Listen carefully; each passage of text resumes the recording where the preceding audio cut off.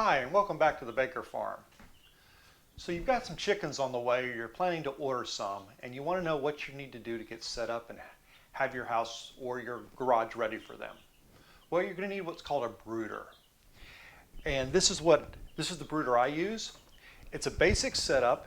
It's built with a sheet of 4x8 plywood, 1/2 inch, cut into 4 sections, and then assembled together. Now there's several great videos already on the internet on how to build this particular brooder, and I will link to those in the description below. You'll also need a lid for your brooder. This is made out of 2x4s along with some hardware cloth inside it. Now the lid serves a couple of purposes. If you have pets like I do, a dog and a cat, it keeps them from getting into the brooder. Also, as the birds grow older, they will start jumping out of the brooder quite quickly.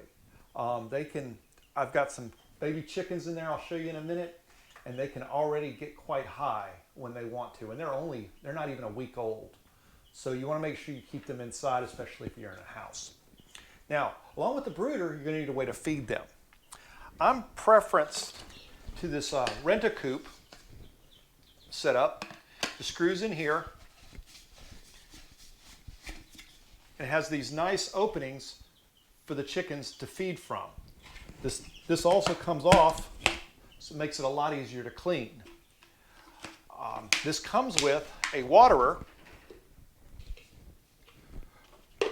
which just clicks in here. Now the nice thing about this waterer is a very narrow area around it where they can drink from. That will keep them from falling in and drowning. A lot of your other waterers, this has a very wide lip, and you may need to put, especially with bantams, you may need to put a rock, a pebble, a marble, or something to keep them from falling in. The other thing I like about this is as they grow older, you can flip these little legs down, and the waterer can rise as they get bigger as it goes. And it also has another level it can go down as well. This helps keep trash out of the waterer, and it also helps keep it from being knocked over. Now, one other thing you'll need is electrolyte. I used the Save-A-Chick electrolytes, and I put a little bit in the waterer, and I got 2 waterers because they recommend having the electrolyte mix and a regular waterer. That's good because if the chickens for some reason don't like the electrolyte, they still have another source of water in the coop. This is 1 packet per gallon. Mix it up in a gallon jug, and then you can switch it out several times during the day. And that'll let them kind of get their strength back, get re-energized, and so they're good to go. You're also going to need a heat source. Now, I highly recommend against using a heat lamp, especially in the home.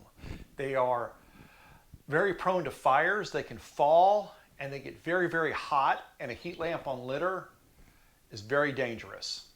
Another option is what's called a heating plate or brooder plate. What this does is this allows the chickens to collect underneath it and get warm when they need to, and gives them a lot of control in their environment because once they're warm enough, they can go outside.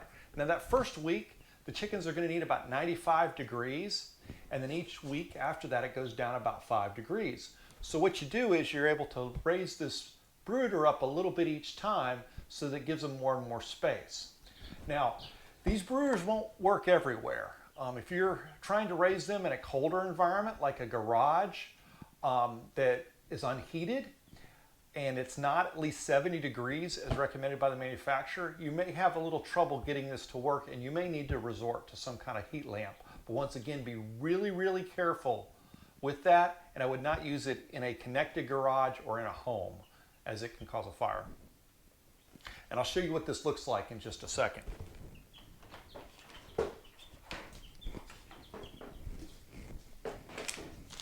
Next, you'll need some food. Now, I wanted to go with the medicated food initially to protect against coccidiosis, and that is a bacteria that gets in the chicken's intestines that can make them quite sick. They get it from eating poop and just from being outside, and no matter how clean your your environment is, they're going to eat it. Now, as they grow older, they build up an immunity to it.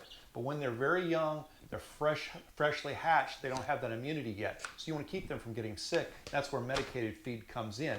However, this medicated feed only had 18% protein, and I wanted to get a little higher. I wanted to get closer to 20%. So I've got some 20% protein that I mix it with, and I use the two together. And hopefully that'll keep them nice and healthy. Next off, you're going to need something to line your coop with. Now, for the first week or so, you're going to want to just line it with paper towels. That way, they won't confuse their food with the bedding. Because with pine flakes, which is a recommended bedding type, it can look a lot like their food, especially if there's any powder in there or any really fine flakes in there. They can get confused and they wind up eating the flakes instead of the food and could starve themselves actually because they're eating all the flakes instead of the food. You can use other materials, but I would not recommend using anything like newspapers or anything slick because you don't want them sliding around. You want them to be able to walk. Now, you will be changing this out several times a day, so get you a good bit of paper towels. This size this size brooder, I go through about a roll to roll and a half a day, and I change it 2 to 3 times a day. Now, to give you a look at the brooder plate.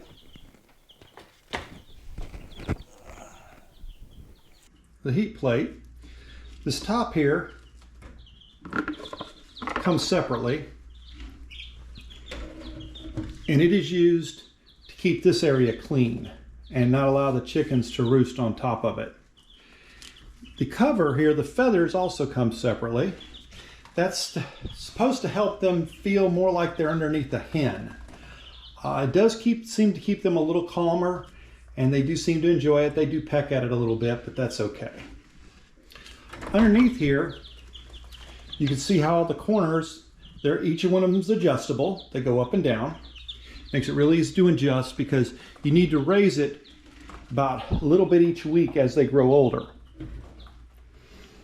So I'm going to put this back where it belongs.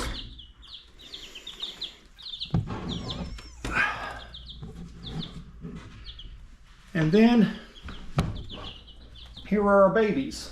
I've got a total of 8. The yellow ones are white leghorns. The light brown one, which you see one there, actually there's 2 of them there, those are Rhode Island Reds. The gray ones are silver penciled Plymouth Rocks. And then those black ones over there are Easter Eggs. And these are 6 days old today. They'll be 7 tomorrow. Now you'll notice from the paper towels are quite dirty, and this hasn't been up there that long. I switched that out late yesterday evening. This is about mid-morning. Going to be switching out here shortly again, and replacing it with bedding now that they're a week old, so they have a good idea what the food is, and they can go from there. Now you can make this top with, say, 1x4s. Those actually work very nicely, but when I was purchasing all the wood, the 1x4s were 2 to 3 times the price of the 2x4s. So I just went with the 2x4s. Now, after about the first week, you're also going to need some real bedding. I recommend pine shavings.